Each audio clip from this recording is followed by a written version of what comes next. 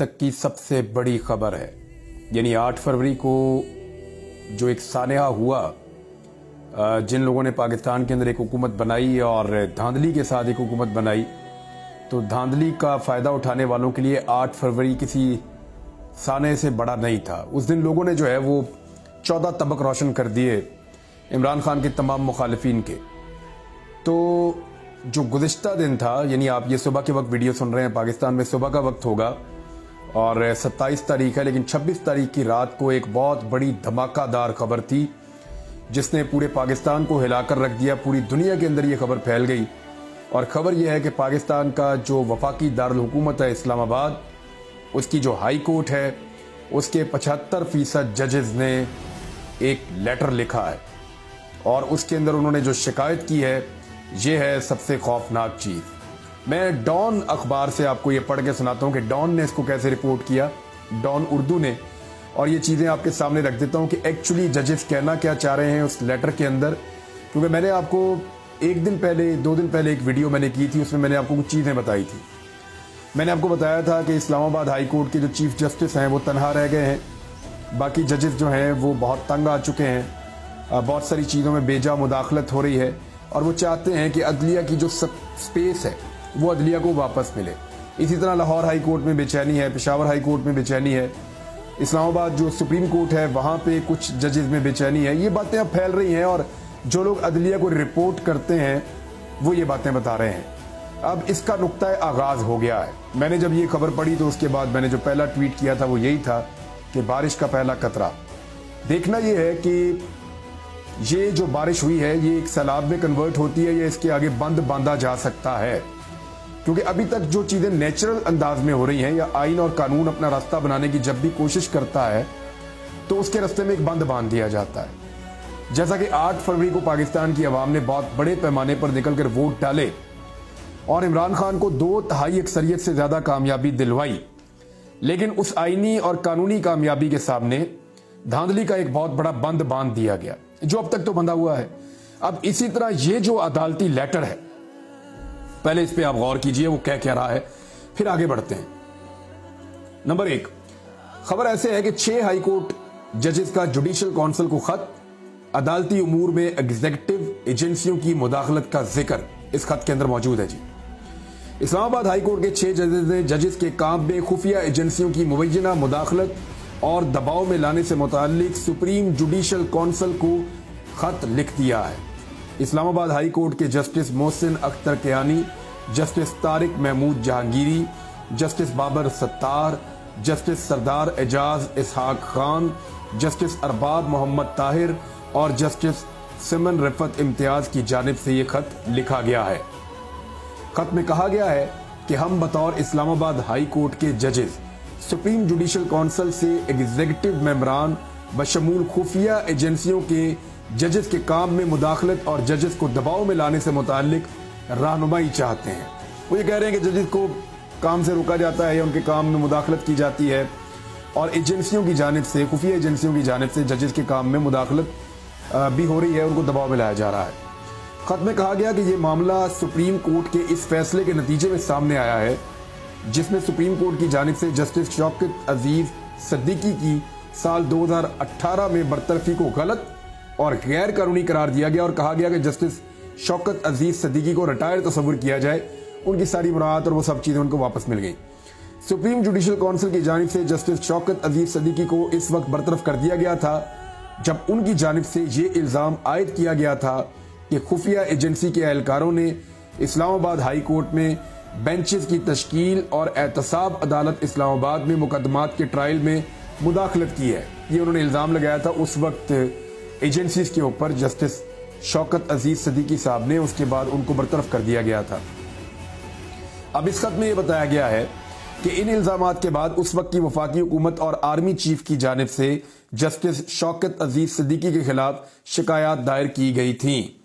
उसमें कहा गया है कि सुप्रीम कोर्ट की जानिब से अपने हालिया फैसले में कहा गया कि किसी भी जज को सुप्रीम जुडिशल काउंसिल की जानिब से तहकीकात किए बगैर बरतरफ नहीं किया जा सकता। सुप्रीम जुडिशल काउंसिल एक बॉडी होती है जिसमें सीनियर तरीन जजेस मौजूद होते हैं जो जजेस के मामलात के ऊपर फैसला करती है और दीगर बड़े अहम जो मामलात हैं उनको वो देखती है। ये उसकी बात कर रहे हैं। उन्होंने पहले बरतरफ किया था और बाद में उन्होंने फैसला दिया कि शौकत अजीज सिद्दीकी साहब की बरतरफी जो है वो गलत है। सुप्रीम कोर्ट ने अपने हालिया फैसले में जस्टिस शौकत अजीज सिद्दीकी की बरतरफी को बदनीयती पर मबनी करार दिया है। खत के मुताबिक सुप्रीम कोर्ट के हालिया फैसले से जस्टिस शौकत अजीज सिद्दीकी के मौकिफ की जीत हो गई है। ताहम गैर कानूनी बरतरफी का अदाला मुमकिन नहीं है, बहुत देर हो चुकी है। क्या इस वक्त वाकई खुफिया एजेंसी के एहलकार अदालती मामलात में मुदाखलत कर रहे थे उस वक्त जब इल्जाम लगाया था शौकत अजीज सिद्दीकी साहब ने? उसका जवाब नहीं मिल सका है। अगर खुफिया एजेंसी के एहलकार वाकई अदलिया की आज़ादी को मजरू करने में मुलव्विस थे तो कैसे उनको एहतसाब के कटहरे में खड़ा किया जा सकता है ताकि मुस्तकबिल में ऐसे वाकयात रूनमा ना हो? वो ये कह रहे हैं कि शौकत अजीज सिद्दीकी अगर सच बोल रहे थे तो जिन लोगों ने उनके साथ जुल्म किया था या उनको दबाव में लिया था उनके खिलाफ क्या कार्रवाई होगी, और अब वो सच्चे साबित हो चुके हैं तो कार्रवाई उनके खिलाफ होनी चाहिए। ये उन्होंने नुक्ता उठाया। मतन के मुताबिक सुप्रीम कोर्ट के फैसले के बाद जस्टिस शौकत अजीज सिद्दीकी ने भी मीडिया इंटरव्यूज में खुफिया एजेंसी के एहलकारों की अदालती मामलात में मुदाखलत के इल्जामात की तहकीकात का मुतालबा दोहराया है। खत में यह भी कहा गया कि हम जस्टिस शौकत अजीज सिद्दीकी के इल्जामात की तहकीकात के मुतालबे की हमायत करते हैं और चाहते हैं कि इन तहकीकात का दायरा इख्तियार वसी करके इस बात का तयन भी कर दिया जाए कि आया आज भी खुफिया एजेंसी के एहलकार अदालती मामलात में मुदाखलत करते हैं या नहीं करते। अब ये जो एक केस है इसको बुनियाद बनाकर जो बेसिक मुद्दा है उसकी तरफ आ गए हैं इस्लामाबाद हाई कोर्ट के 6 जजेस। खत में कहा गया है कि जजेस का मौजूदा कोड ऑफ कंडक्ट इस हवाले से रहनुमाई करने से कासिर है कि जजेस की जानिब से खुफिया इदारों के एहलकारों की जानिब से अदलिया की आज़ादी को मजरू करने का क्या रद्द अमल दिया जाए। हम समझते हैं कि इस बात की तहकीकात इंतहाई अहम है कि क्या रियासत की जानिब से अदलिया के काम में मुदाखलत की पॉलिसी अब भी जारी है जिस पर खुफिया एजेंसी के एहलकार अमल दरामद करवाते हैं। जजेस की जानिब से लिखे गए खत में इस्लामाबाद की अदलिया को खुफिया एजेंसियों की जानिब से दरपेश धमकी आमेज वाकयात का भी जिक्र किया गया है। खत में लिखा गया कि इस्लामाबाद हाई कोर्ट के 3 रुकनी बेंच ने बानी पीटीआई के खिलाफ टेरियन वाइट केस के काबिल समात होने या ना होने से मुतालिक फैसला महफूज किया था। इसमें जनाब 3 जजेस थे। ये बात मैं आपको पहले भी बता चुका हूं कि सुप्रीम कोर्ट ऑफ पाकिस्तान के एक बड़े जज साहब के दामाद के ड्राइवर ने यह केस किया था इमरान खान साहब के खिलाफ और उसके अंदर बड़े महंगे 3 बड़े वकील किए गए थे और 3 जजेस इस केस को सुन रहे थे। हालांकि इससे पहले इस केस को जो है वो ये कह दिया गया था कि ये नहीं सुना जा सकता, लेकिन chief justice Islamabad high court ने यह केस लगा दिया और इसमें शामिल 2 दीगर जजेस की जानिब से इख्तलाफ किया गया चीफ जस्टिस से। चीफ जस्टिस ने कहा काबिल समात है, बाकी 2 जजेस ने कहा कि काबिल समात नहीं है। तो खत में कहा गया कि जिन जजेस की जानिब से दरखास्त को नाकाबिल समात करार दिया गया उनको खुफिया एजेंसियों के एहलकारों की जानिब से दोस्तों और खानदान के अफराद के जरिए से धमकियां दी गई और दबाव में लाने की कोशिश की गई। अच्छा, ये जो मामला है ना इसको याद रखिएगा, इसको अभी तक तकरीबन पेंडिंग किया हुआ chief justice Islamabad high court ने। और chief justice Islamabad high court पे पाकिस्तान तहरीक इंसाफ बार बार ये इल्जाम आयद करती है कि वो इमरान खान साहब के मामलात में या पाकिस्तान तहरीक इंसाफ के मामलात में एक जानिबदार जज की हैसियत से जाने जाते हैं और उनके जो फैसले या चीजें हैं वो इमरान खान को या पाकिस्तान तहरीक इंसाफ को सूट नहीं करती है। पाकिस्तान तहरीक इंसाफ बार बार इल्जाम लगाती है। तो इस केस में उनका मौक़िफ़ कुछ और था, 2 जजेस का कुछ और था। तो वो 2 जजेस जीत गए ये मामला, वो मामला इमरान खान के हक में हो गया, लेकिन वो अभी तक पेंडिंग पड़ा हुआ है। Chief justice Islamabad high court ने पता नहीं क्यों उसको अभी तक, मेरी इत्तला के मुताबिक तो वो पेंडिंग है। अब उसमें हुआ ये कि जजेस कह रहे हैं हम पे बहुत दबाव डाला गया खुफिया एजेंसियों की जानिब से।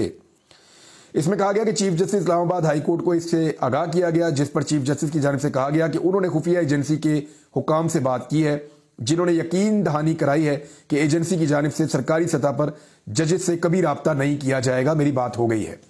ताहम खुफिया एजेंसी की जानिब से मुदाखलत उसके बावजूद जारी रही। ये ISI के बारे में बात कर रहे हैं, एजेंसी के बारे में यहां बड़ा कैटेगोरिकली उन्होंने इस लेटर के अंदर लिखा है। खत में कहा गया है कि मई 2023 में इस्लामाबाद हाई कोर्ट के एक जज के बहनोई को मुसल्लह अफराद की जानिब से अगवा किया गया। 24 घंटे बाद जब वो रिहा होकर आए तो उन्होंने बताया कि अगवाकारों की जानिब से दावा किया गया कि वो खुफिया एजेंसी के एहलकार हैं, उनको तशद्दुद किया गया, करंट लगाया गया और उनसे जो जज साहब हैं उनके बारे में वीडियो भी रिकॉर्ड करवाई गई। जजेस ने अपने खत में कहा कि 10 मई 2023 को इस्लामाबाद हाई कोर्ट के जजेस की जानिब से chief justice Islamabad high court को खत लिखकर अदलिया के मामलात में मुदाखलत के हवाले से आगाह किया गया और मुतालबा किया गया कि इस हवाले से तौहीन अदालत की कार्रवाई का आगाज किया जाए ताकि इस्लामाबाद हाई कोर्ट अपने फ़राइज़ आज़ादाना और एग्जेक्टिव और खुफिया एजेंसियों की मुदाखलत के बगैर सर अंजाम दे सके, लेकिन आज तक ऐसी कोई कार्रवाई शुरू नहीं की गई। खत के मुताबिक 19 मई 2023 को इस्लामाबाद हाई कोर्ट के 6 जजेस की जानिब से उस वक्त के chief justice of Pakistan justice Umar Ata Bandial से उन्होंने मुलाकात भी की जाकर। यह भी 19 मई 2023 की बात है। ना सिर्फ उनसे मुलाकात की बल्कि जस्टिस एजाजुल एहसन भी मौजूद थे और उसके अलावा चीफ जस्टिस ने कहा कि मैं मुशावरत करूंगा अपने बाकी साथियों के साथ इन मामलात में और फिर हम मुदाखलत करेंगे। फिर ये जजेस गए जाके कादी फाइज ईसा साहब से भी मिले इस खत के मुताबिक, लेकिन कुछ नहीं हुआ। यह कहा गया कि साल 2023 की गर्मियों में इस्लामाबाद हाई कोर्ट के एक जज ने अपनी रिहाइशगाह में मुंतकिल हुए तो मामूल की मेंटेनेंस हो रही थी। पता चला कि ड्राइंग रूम की दीवार के अंदर एक लाइट लगी हुई है, उसके अंदर कैमरा है, उसके अंदर चिप है, वहां पे ऑडियो वीडियो रिकॉर्ड होकर कहीं और पहुंचती है। फिर पता चला जो मेन बेडरूम है उस घर का, उसके अंदर भी रिकॉर्डिंग हो रही है और निजी जिंदगी जो है उस जज साहब की उसको फिल्माया जा रहा है। इसमें कहा गया कि chief justice Islamabad high court को इस मामले से भी आगाह कर दिया गया, लेकिन आज तक पता नहीं चल सका वो कैमरे किसने लगाए थे। जजेस की निजी जिंदगी की वीडियो बनाने का जिम्मेदार किसको ठहराया जाए। खत में कहा गया कि सुप्रीम कोर्ट की जानिब से जस्टिस शौकत अजीज सिद्दीकी को रिलीफ तो मिल गया है, ताहम यह काफी नहीं है। बतौर जजेस हमारी जिम्मेदारी बगैर किसी खौफ खतर के आइन और कानून के मुताबिक इंसाफ की फरामी है। जजेस का कोड ऑफ कंडक्ट इन मामला से निपटने के लिए कोई रानवाई फराम नहीं करता। अगर कोई जज खुफिया एजेंसियों की जानिब से इस किस्म के इक़दामात के इल्जामात आयद करता है तो सबूत भी उसे ही फराम करना होते हैं। सबूतों की फरामी से मुतल्लिक भी कोड ऑफ कंडक्ट रानवाई फराम नहीं करता। यह भी वादे नहीं है कि क्या जज इनफरादी तौर पर खुफिया एजेंसियों की जानिब से धमकियों और दबाव को रोकने की कोशिश करेंगे या अदलिया बतौर इदारा इसको रोकने के लिए इकदामात उठाएगी। खत में कहा गया कि हम इस बात पर यकीन रखते हैं कि एक इनफरादी जज को chief justice of Pakistan justice Qazi Faez ईसा साहब की तरह बहादुर होने की जरूरत नहीं है, वो अकेले ही लड़ते सारी लड़ाई। फिर उन्होंने शौकत अजीज सिद्दीकी साहब का भी यहां पे हवाला दिया। उन्होंने कहा कि अदलिया की आजादी को बचाने और हिफाजत करने के लिए पूरे इदारे को जवाब देना जरूरी है। इस्लामाबाद हाई कोर्ट के जजेस की जानिब से खत में कहा गया कि हम दरखास्त करते हैं कि अदालती उमूर में इंटेलिजेंस एहलकारों की मुदाखलत और अदलिया की आजादी को मुजरू करने के लिए जजों को धमकाने के मामले पर गौर करने के लिए एक जुडिशल कन्वेंशन बुलाया जाए। इसमें यह भी कहा गया कि इस तरह के कन्वेंशन के बारे में मजीद मालूमात हमें मिल सकती हैं कन्वेंशन में कि क्या दीगर हाई कोर्ट्स के जो जजेस हैं उनके ऊपर भी इस किस्म के तजुर्बात हो रहे हैं या वो भी ऐसी सूरत हाल का सामना कर रहे हैं, और अगर ऐसा हो रहा है तो फिर अदलिया बेहतर फैसला कर सकती है कि कैसे जजेस को या अदलिया को तहफ़्फ़ुज़ फराहम किया जा सकता है। यानी अदलिया की आज़ादी को मुजरू करने वालों के लिए जिम्मेदारी का तयन करने के लिए एक तरीक़ाकार वज़ा किया जाए और इनफरादी जजों के फायदे के लिए यह वादे किया जाए कि उन्हें कब क्या करना है। अब यह डायरेक्शन मांगी गई है। अब पहले आप ये देख लें कि जो सुप्रीम जुडिशल काउंसिल है उसके अंदर है कौन कौन, ताकि आपको आइडिया हो जाए कि इसकी जो फॉर्मेशन है सुप्रीम जुडिशल काउंसिल की वो क्या है।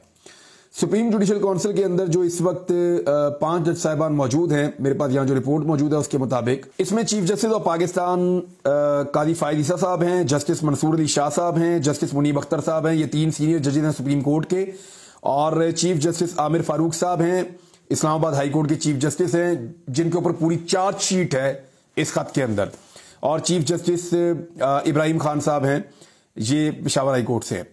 अब मामला ये है कि ये 5 जज साहिबान में एक तो मुतनाज़े हो चुके हैं, जिनके बारे में बड़ा कैटेगोरिकली लिखा है कि उनको बार बार आगाह किया, बार बार उनको बताया, लेकिन इसके बावजूद उन्होंने कोई रिलीफ नहीं लेकर दिया, और जो जजेस हैं, साथी जजेस हैं, उनके तहफ़्फ़ुज़ के लिए या उनको उनका हक दिलाने के लिए कोई किरदार अदा नहीं किया। अब दूसरी जानिब से जो PMLN के मीडिया अकाउंट्स हैं या हुकूमत के हमायती मीडिया अकाउंट्स हैं, जिनमें खास तौर पे कुछ सहाफ़ी भी शामिल हैं, वो अब कीचड़ उछाल रहे हैं इन 6 जजेस के ऊपर। वो ये कह रहे हैं इनमें एक जज तो ऐसे है जिनके ऊपर कोई केस बनने वाला है, एक जज जो है उनकी कोई शहरियत का मामला है, किसी और जज के किसी भाई का मामला है। तो उन्होंने अजीबोगरीब किस्म के स्कैंडल्स इन जजेस के अचानक निकालना शुरू कर दिए हैं ये खत सामने आने के बाद।